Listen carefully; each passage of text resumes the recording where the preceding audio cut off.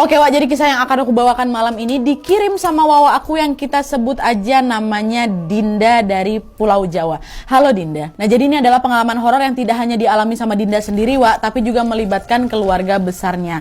Oleh karena itu demi menjaga privasi, semua nama dan tempat dalam cerita ini sudah aku samarkan Wak ya. Dan by the way aku mau spoiler dikit, kisah ini tentang 3 generasi, kakek, anak, cucu. Nah jadi ceritanya Wak, dulu setelah kakek dan neneknya si Dinda ini menikah, mereka dikaruniailah sepasang anak kembar. Kita sebut aja namanya Ulfa dan Ulfi. Nah ketika Ulfa dan Ulfi ini masih kecil Wak, kakek mendapatkan pekerjaan baru di sebuah daerah yang sangat jauh dari tempat tinggal mereka. Nah karena jaraknya terlalu jauh, tentu kan akan sangat melelahkan kalau harus menempuh perjalanan pulang pergi setiap hari ya kan. Dan kalau si kakek memilih untuk ngekos di dekat kantor, kakek ini kasihan pula sama nenek karena harus menjaga 2 anak kembar mereka sendirian di rumah. Alhasil mereka pun memutuskan untuk sekalian pindah rumah ke lokasi yang memang lebih dekat dari kantornya kakek. Nah, singkat cerita mereka pun berhasil menemukan satu rumah yang sangat nyaman dan juga lokasinya tidak jauh dari kantor. Rumah itu luas sekali Wak, di dalamnya terdapat ruang tamu yang cukup besar, ada juga ruang keluarga dan 4 kamar tidur. Nah di bagian belakang rumah tersebut Wak, ada sebuah taman terbuka yang juga cukup luas dan di dekat taman belakang itu terdapat kamar mandi dan tempat cuci piring. Jadi memang walaupun rumahnya tuh luas sekali Wak, kamar mandinya memang terpisah gitu loh dari rumah utama. Jadi kalau malam-malam kebelat pipis atau buang air besar tuh jadi agak repot dan agak seram juga karena harus ke halaman belakang kan. Dan biasanya juga rumah-rumah zaman dulu kayak gitu kan, terpisah itu kamar mandi sama rumah utama. Dan selain itu jarak antar rumah tetangga juga berjauhan sehingga setiap malam wilayah sekitar rumahnya si kakek yang baru ini terasa sangat sepi sekali. Dan setelah melihat kondisi rumah tersebut Wak, waktu survei nih, kakek dan nenek ini sebenarnya nggak begitu 100% serak Wak. Tapi pada saat itu gara-gara mereka udah nggak punya pilihan lain, ya udah akhirnya tanpa pikir panjang kakek dan nenek pun sepakat untuk menempati rumah itu aja. Dan mereka pun sekeluarga langsung pindah ke sana, mulai menata perabot-perabot, mengalihfungsikan salah satu kamar dari 4 kamar tadi menjadi gudang dan juga membersihkan seluruh bagian rumah hingga menjadi hunian yang nyaman. Nah di rumah itulah Wak, anak besar mereka pun tumbuh besar. Tahun demi tahun berlalu tanpa terasa Ulfa sama Ulfi si kembar ini udah dewasa. Satu persatu dari mereka pun mulai menemukan jodohnya dan menikah. Setelah menikah Wak, Ulfa pindah rumah nih dan pergi merantau bersama suaminya. Dan gak lama kemudian gantian pula Ulfi yang menikah. Tapi waktu itu setelah menikah Ulfi gak pindah dari rumah Wak, macam si Ulfa tadi. Ulfi dan suaminya memilih untuk ikut tinggal bersama kakek dan nenek di rumah yang sama yang telah mereka tempati sejak kecil dulu. Semenjak itu Ulfa dan Ulfi pun menjalani kehidupan pernikahan mereka dengan sangat bahagia. Tapi sayangnya, kebahagiaan mereka terasa kurang lengkap Wak, gegara mereka ini belum dikaruniai anak. Entah karena alasan apa, yang jelas pada saat itu Ulfa dan Ulfi sama-sama kesulitan memiliki keturunan. Meski sering khawatir Wak, mereka selalu mencoba untuk berpikir positif. Udah sabar, ikhtiar, mungkin memang belum waktunya aja. Dan ternyata betul Wak, tidak lama kemudian Ulfi dinyatakan positif hamil. Nah 9 bulan kemudian lahirlah anak Ulfi perempuan. Dikasih nama siapa? Dinda. Wow, ngirim cerita ini ya. Dan FYI Wak, Dinda ini manggil orang tuanya dengan sebutan bunda dan ayah. Jadi selanjutnya kita sebut tokoh-tokoh yang ada di cerita ini dengan panggilan yang sama kayak di si Dinda aja Wak ya. Ingat baik-baik, berarti ada siapa? Ada bunda, bunda Ulfi, ada ayah, kakek, nenek, sama tante Ulfa ya. Nah udah lanjut lagi nih. Nah terus Wak, ketika si Dinda berusia 1 tahun, terjadilah satu peristiwa yang membuat keluarga mereka ini gempar. Kalian tahu, pada saat itu ceritanya si Dinda ini lagi tidur di kamar yang biasanya dipakai kakek untuk istirahat. Awalnya semua baik-baik aja Wak, tapi tiba-tiba entah kenapa Dinda ini mendadak kejang-kejang. Bahkan pada saat itu kedua bola matanya si Dinda ini sampai putih total. Mengetahui hal tersebut, sontak bunda Ulfi pun teriak, "Astagfirullahaladzim, anakku Dinda, aku kenapa nak?" Nah, mendengar teriakan bunda, seketika ayah, kakek, dan nenek pun langsung tuh berlari masuk ke kamar si kakek ini. Dengan panik, ayah dan nenek berusaha langsung menyadarkan Dinda, tapi gara-gara kondisi Dinda ini tidak kunjung membaik juga, mereka pun langsung melarikan si Dinda ke rumah sakit Wak. Kondisi pada saat itu betul-betul menegangkan. Mereka takut nih si Dinda kenapa-napa ya kan. Nah tapi anehnya, kalian nggak? Di tengah situasi yang tidak karu-karuan itu ada satu orang yang hanya bisa berdiri terpaku tanpa melakukan apa-apa. Siapa? Kakek. Dia masih kakek. Gak ada panik-paniknya, dia mah ditengoknya ya sucu ya. Kok kakek diam aja, nah dia tahan dulu. Nah dia itu kan Wak, singkat cerita 2 hari kemudian kondisi si Dinda ini sudah mulai membaik dan boleh pulang dari rumah sakit. Tapi sayangnya Wak, masalahnya ternyata nggak selesai sampai di situ aja.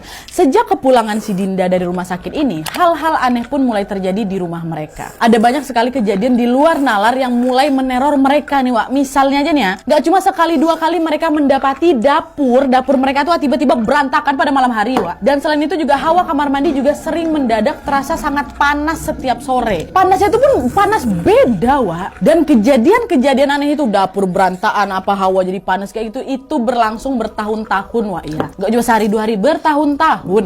Nah, sampailah pada suatu hari, Wak, ketika si Dinda ini berusia 6 tahun, Bunda Ulfi membelikan seekor kelinci untuk dia supaya bisa main-main lagi tuh di rumah kan. Nah, pada saat si Dinda ini sedang menyiapkan kandang untuk kelinci di halaman belakangnya, Wak, lagi-lagi terjadi peristiwa yang sangat janggal.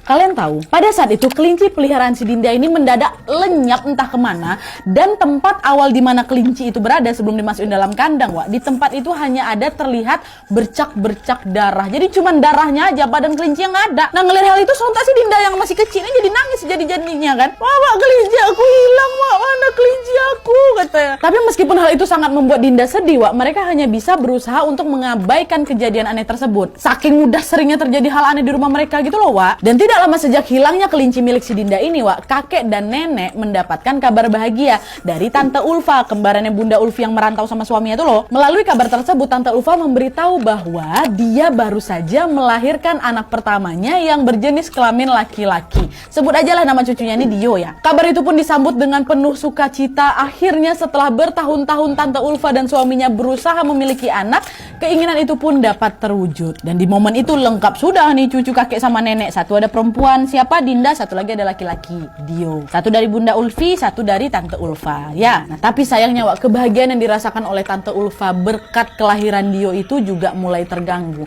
Kenapa? Karena ternyata si Dio ini juga mengalami hal yang sama persis seperti yang dialami sama si Dinda dulu. Jadi ceritanya, Wak, pada saat si Dio ini berusia 4 tahun, mendadak si Dio juga ikutan kejang-kejang dan matanya juga ikutan putih total dulu. Sama kayak hal yang dialami sama si Dinda dulu kan. Dan beberapa hari kemudian setelah berobat, alhamdulillah Dio ini sembuh, Wak.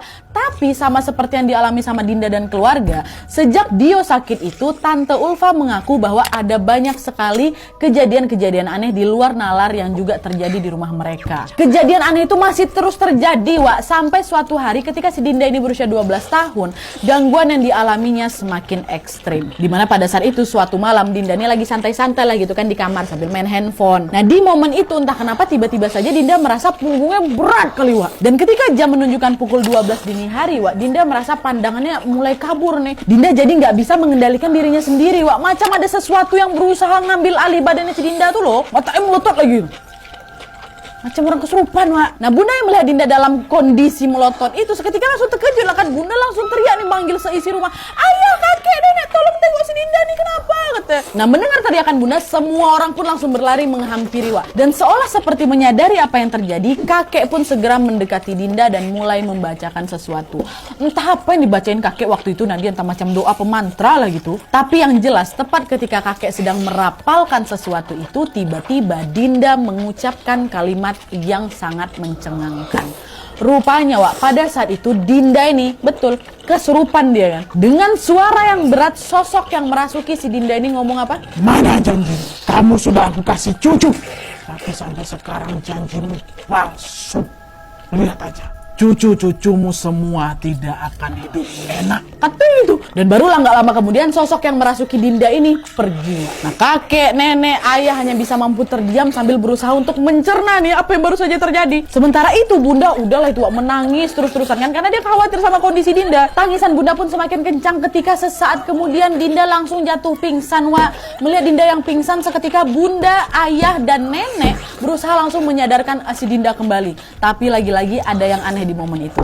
Masih ingat kalian kan? Di momen itu kakek justru memilih apa? Pergi dia lari masuk ke kamarnya, langsung dikunci pintu. Semalaman di dalam kamar. Kenapa sih kakek? Dengar lah dulu. Nah, sejak kejadian Dinda kesurupan itu, hari-hari pun berlalu seperti biasanya. Sampailah pada suatu hari liburan sekolah si Dinda pun tiba. Nah, karena pada saat itu kakek udah nggak kerja dan ayah juga kebetulan lagi libur, mereka sekeluarga pun memutuskan untuk bergotong royong membersihkan rumah yang besar sehohah tadi tuh. Mereka bagi-bagi tugas lah kan, Wak. Dan Dinda ini mendapatkan jatah untuk membersihkan gudang. Masih ingat kalian kan? Salah satu dari 4 kamar itu kan dijadikan gudang. Dinda disuruh bersihkan ini. Nah, pas si Dinda ini lagi bersih-bersihin gudang, Wak, dia menemukan sesuatu yang mencurigakan di sana. Di dalam gudang itu tersimpan sebuah lemari tua. Dan sebenarnya Dinda tahu lemari itu nggak boleh dibuka oleh siapapun. Kakek yang ngelarang, Wak. Tapi karena si Dinda penasaran kan nekat dibuka lemari itu. Dan kalian tahu pada saat lemari itu dibuka, Wak, disitulah Dinda melihat ada bungkusan kain putih sesajen yang sudah mengering,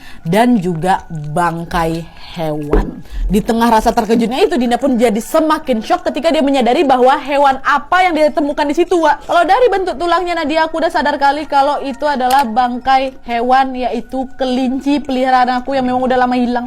Ih, di situ udah rupanya. Menyadari hal itu, Dinda pun langsung menangis. Astagfirullahaladzim, kelinci aku ini telah berulang, kau.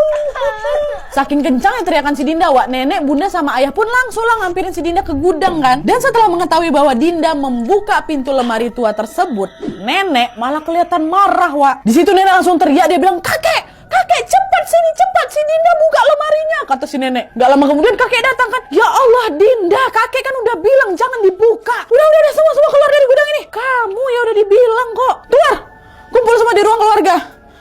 Ada yang mau kakek sampaikan? Nah, singkat cerita, Wak, mereka semua pun udah berkumpul nih kan di ruang keluarga sesuai sama instruksi kakek. Situasi pada saat itu udah cukup menegangkan karena mereka nggak tahu nih apa yang mau dibicarakan sama si kakek. Tapi dengan melihat adanya bungkusan putih, bangkai hewan, sama sesajen yang mereka temukan di gudang tadi, mereka curiga pasti ada sesuatu yang sedang ditutup-tutupin sama si kakek. Iya dong. Dan betul aja, Wak, nggak lama kemudian kecurigaan mereka pun akhirnya terjawab.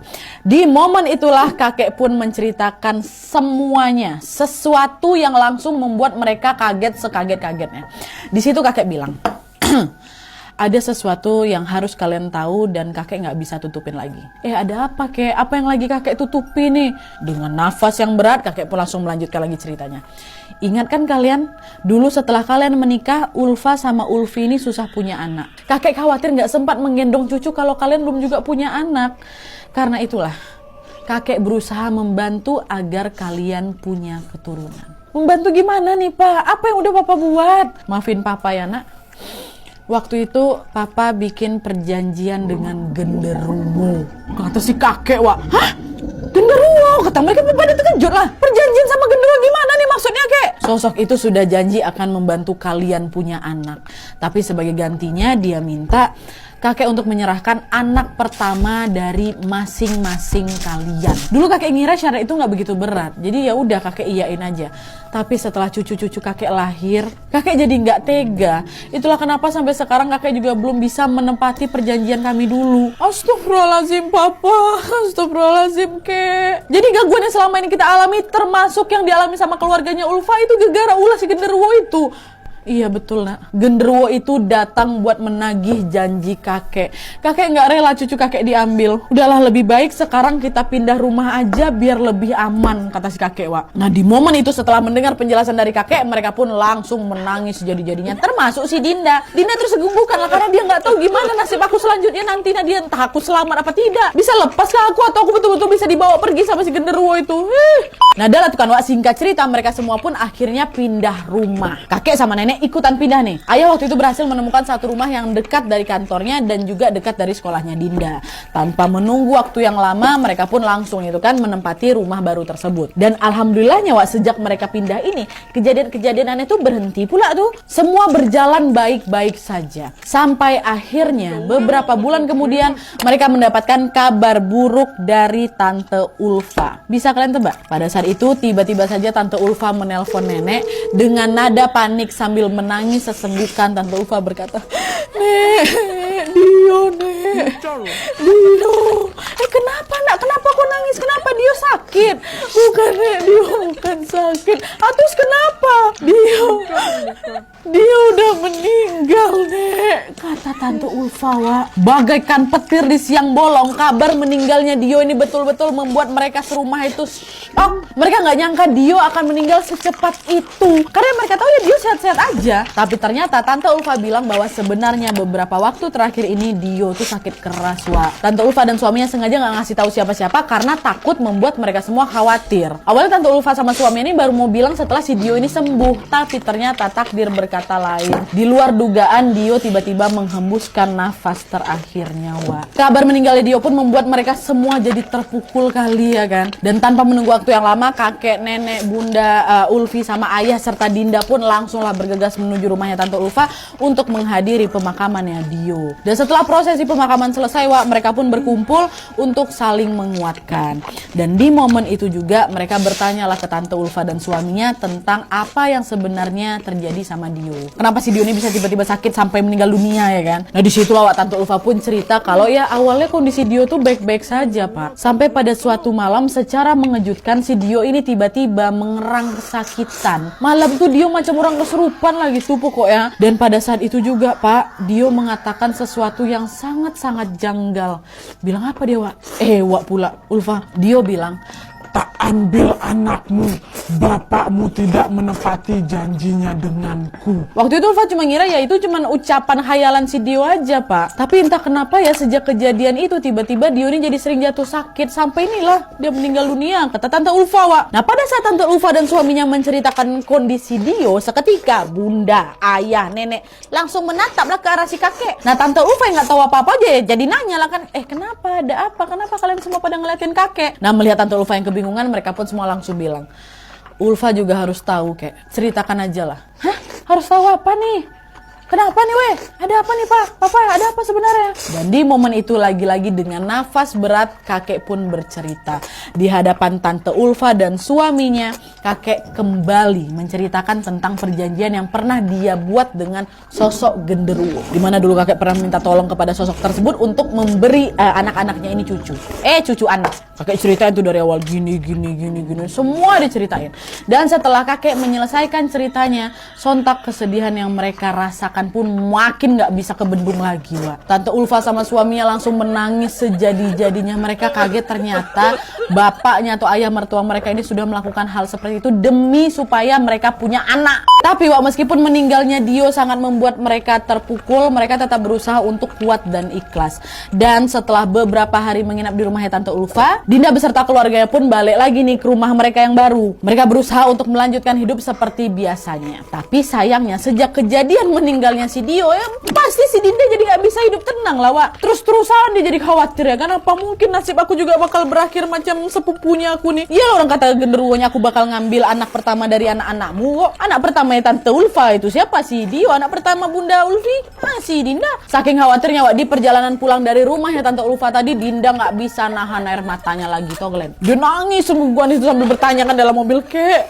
apa Dinda juga bakal mati kek? Apa Dinda juga bakal berakhir kayak Dio kek? Katanya. Mendengar pertanyaan si Dinda Wak dengan suara ragu-ragu, kakek menjawab, enggak. Dinda cucuku yang tenang ya, kata. Kakek akan melakukan apapun biar Dinda bisa tetap di sini sama nenek, bunda dan ayahmu. Nah di momen ini Dinda nggak tahu nih Wak apa yang akan dilakukan sama si kakek. Mungkin pada saat itu kakek hanya sedang ingin berusaha menenangkan si Dinda aja. Entah mungkin apa ya kan, tapi tetap aja Dinda terus merasa ketakutan. Nah singkat cerita sampailah mereka ke rumah Wak. Dan pada saat ayah ingin memarkirkan mobil, Dinda melihat di depan pintu rumah mereka ada sosok yang sangat mengerikan sedang berdiri di sana Wak. Sosok tuh besar kali, dia taringnya panjang, matanya merah menyala, dan sekujur tubuhnya tuh bukan berbulu Wak, tapi berlumuran darah. Belumuran besar badannya tuh. Ya Allah kebayang sama aku. Dan sosok itu tuh macam kegirangan gitu loh Wak. Dia terus tersenyum ke arah si Dinda. Di situ Dinda langsung tahu bahwa sosok yang dilihatnya itu adalah genderuwo yang selama ini mengganggu mereka. Dialah sosok genderuwo yang sudah membuat perjanjian sama kakek. Oh pasti dia nih. Udah dengan sekuat tenaga Dinda pun berusaha untuk mengabaikan sosok tersebut. Dia langsung masuklah ke dalam rumah Wak. Nah pada saat pintu rumah terbuka secara mengejutkan, seluruh isi rumah udah dalam kondisi berantakan Wak. Semua lala dapur berjatuhan, tanah beseraan di lantai-lantai, dan kursi-kursi di rumah mereka juga sudah tidak berada di tempat semula. Dari situlah mereka semua sadar kalau ini pasti ulahnya genderuwo itu. Dan karena kondisi rumah berantakan, mereka pun nggak ada cara lain selain membersihkan rumah tuh langsung ya kan. Dan udahlah baca-baca doa aja, bersihkan. Dan setelah semua bersih dan rapi, mereka pun berkumpul Wak sama-sama di ruang keluarga. Nah di momen itu ayah sama bunda jadi khawatirin kondisinya Dinda Wak. Alhasil karena ketakutan malam itu mereka pun memilih untuk tidur di satu ruangan yang sama.